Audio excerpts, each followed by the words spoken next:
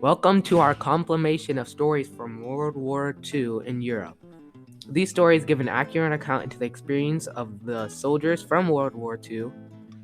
All of these stories were from the strategic operation of D-Day. It was ultimately a success, but it was a hard-fought battle, and lives were ultimately affected. We will be showing multiple different perspectives from this operation to give you a broad view of what happened that day. We hope these experiences from World War II and the war in Europe will be both insightful and educational, and you will ultimately benefit from these stories.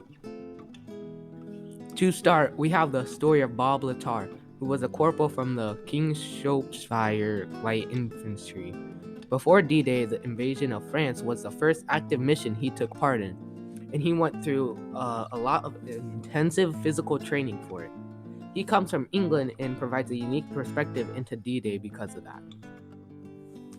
Bob was only 19 by the time his regiment took part in an operation on D-Day.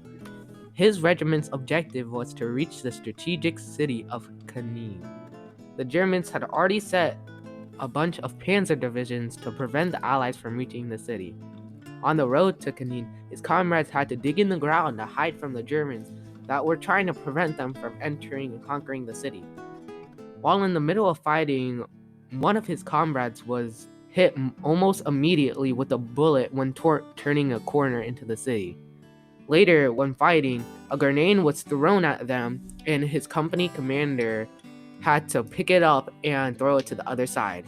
In doing this, his shoulder was shot, but he ultimately moved the grenade from one side of his hand to the other and ultimately threw it over.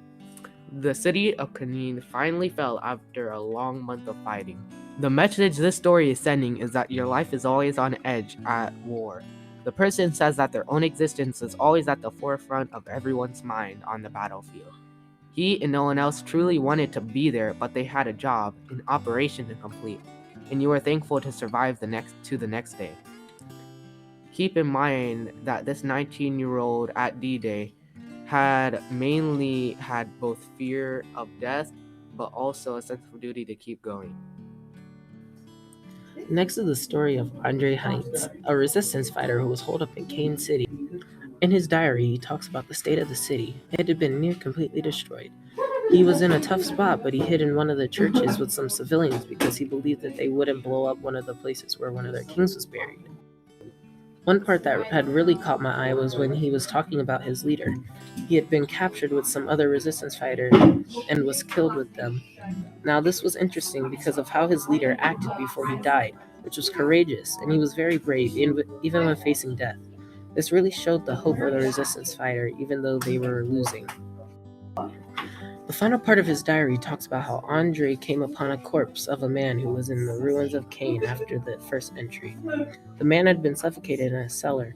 There was a note that he wrote that said, "I feel that I am going to die. It is a terrible thing to think that I shall never see the liberation I've been hoping for such a long time." It then says that he believed he was going to die for a good cause. Private John R.D. Forbes was only 16 when he found himself in a tough situation. With two friends critically wounded and himself injured in a leg and both eyes, their only chance would be to get help miles away, all in the middle of a German minefield. John joined in May of 1944 with the Canadian Army after his high school teacher joined the Tank Reserves. During an inspection, he ran into his former teacher. Knowing that if his teacher told anyone that he was underage, he was right to be nervous. But in his joke of what John thought was like, his former teacher didn't tell anyone. While on patrol with two others in Holland, Private Forbes spotted tracks from an enemy tank. Seeing as he would not be able to take down a tank with his bare hands, John and his friends decided to go down a dirt path off the road where they might be safe. With his sergeant 10 feet in front, they headed down the path, but had not made it far when the man leading the patrol stepped on a landmine, tearing off his leg. The other man in the group was Bill Kennedy. Declaring that he was going to put a tourniquet on the sergeant's leg, Bill took a step forward, landing on another German mine. Now John was wounded from the explosion in both eyes and had no chance but to go for help. With his friends leading him as far up the path as they could, Forbes made his way back to friendly lines.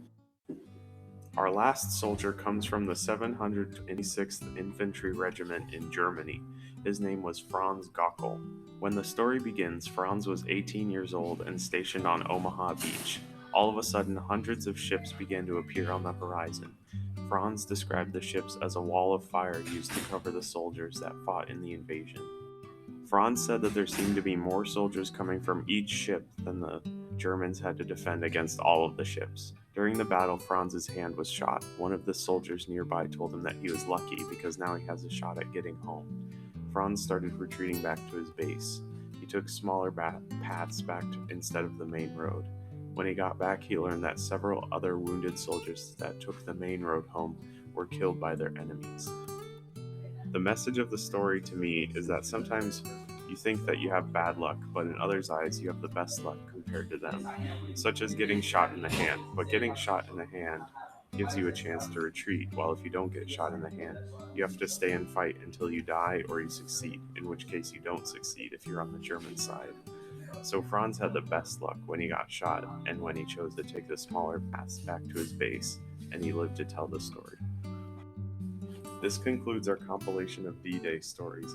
We hope this has given you some insight into D-Day using multiple different perspectives, and that these stories have given due respect to the World War II soldiers.